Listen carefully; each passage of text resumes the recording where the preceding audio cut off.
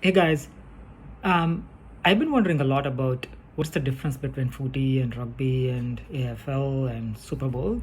So this quick audio note or video note is about that.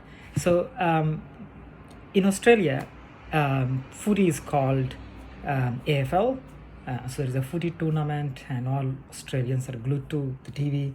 Um, in US, we have a similar sport called Super Bowl. Um, in US, footy is more commonly used for soccer, and in Australia, the footy is actually not rugby. It's a combination of soccer, rugby, and ping pong football. And in US as well, when you talk about Super Bowl, it's actually not soccer. It's actually not rugby. In terms of the way games are played, there is a big difference between the way footy is played in Australia. It requires kicking the ball, passing, and tackling. However, in Super Bowl, you it requires running, passing, and tackling. In terms of the field, AFL is played on an oval-shaped field.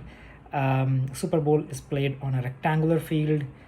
In AFL, in terms of players, there are 18 players who play on each side.